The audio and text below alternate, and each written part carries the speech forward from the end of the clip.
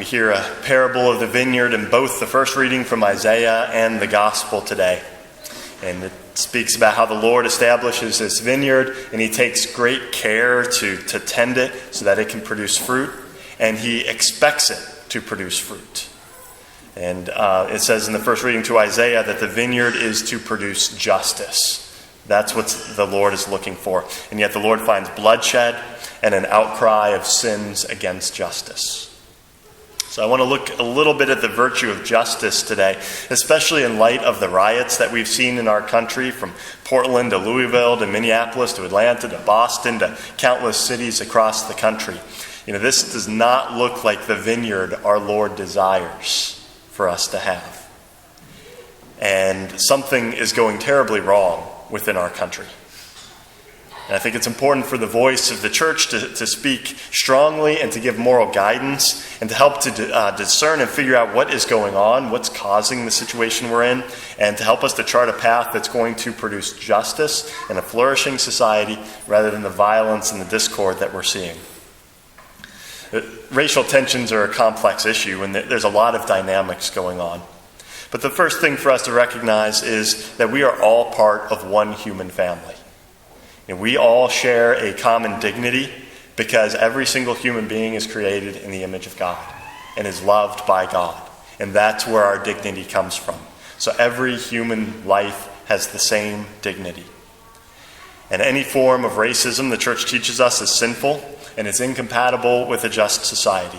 And as members of the church, we should have a special appreciation for this because our church is worldwide. We have people that are members of the Catholic Church from every background, every culture, every language across the face of the earth, united together into one church.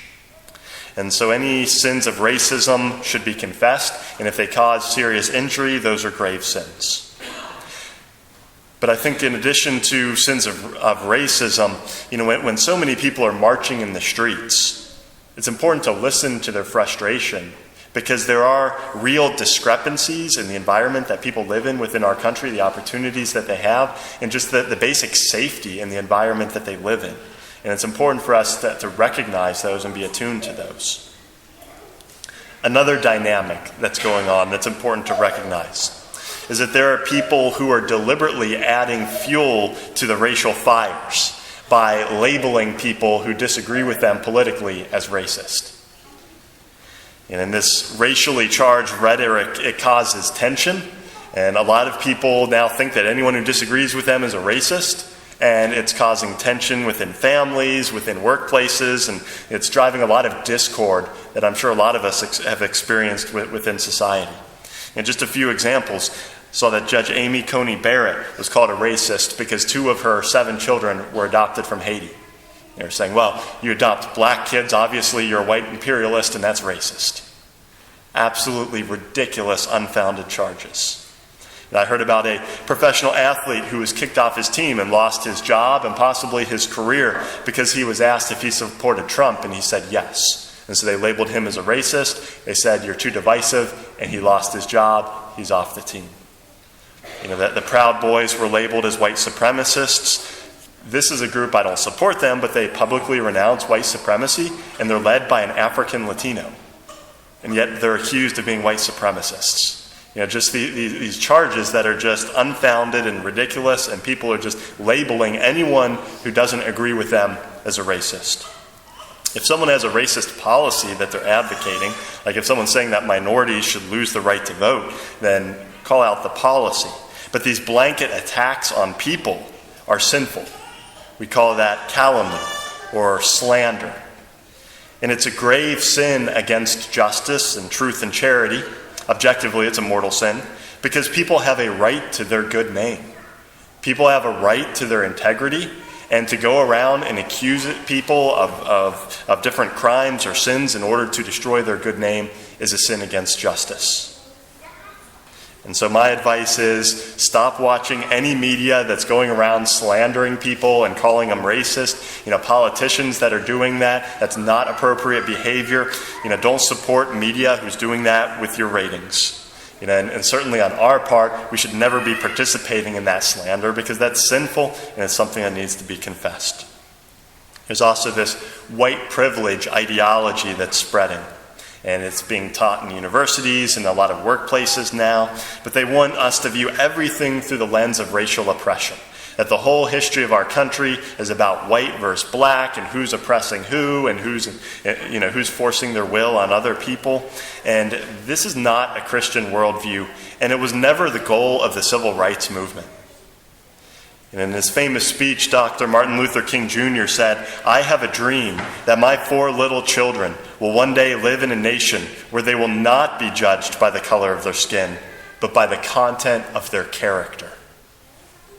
That was the goal of the civil rights movement. And so all these attacks against people, the slander that's going on, and these ideologies that see everything through the lens of race, we need to reject all of that.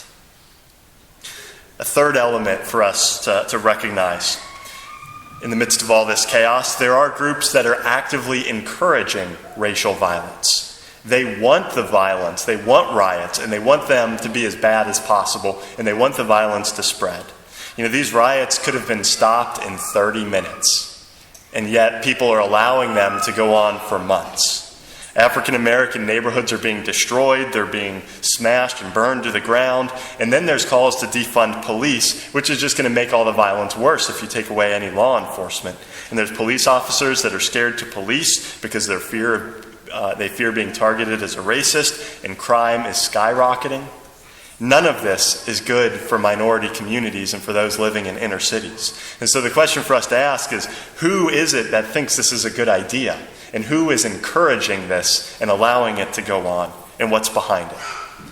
Those are the Marxists. They want revolution rather than reform. And these are the radical progressives on the left wing and those who are sympathizing with them. And they're very active in the mainstream media.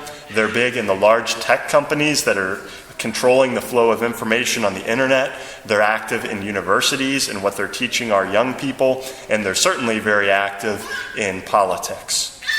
This is a very dangerous faction in our society that's promoting violence. And it's important for us to, especially during an election year, not to support them and to be very careful to distinguish who are the people that are fostering and enabling this violence and who are the people who are against that. Our nation has come so far since the 1960s. Who would have ever thought at that time that we would have an African American on the Supreme Court or one elected as a 2-term president? Or senators or congressmen. Our schools are integrated, our sports, our workforce, our military. We've come very far in our country, and now is not the time for us to resort to violence. There's better paths and better movements that are out there.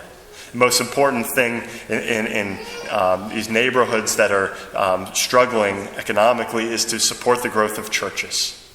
Because churches build strong communities of virtue, and it strengthens the family unit, which is absolutely essential for people's communities. And rather than burning down our cities, there's other people who are supporting opportunity zones. They've invested over $75 billion into depressed areas to create jobs and businesses and new opportunities. And rather than disbanding police, there's those who are supporting the best possible training for our police officers and encouraging best practices.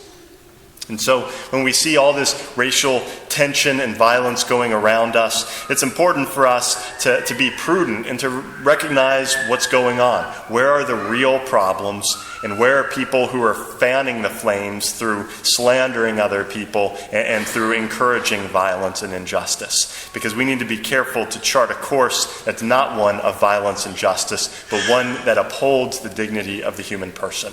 One that's going to create a vineyard of authentic justice for our Lord. One where all that is honorable, all that is just, all that is pure, and all that is lovely can flourish.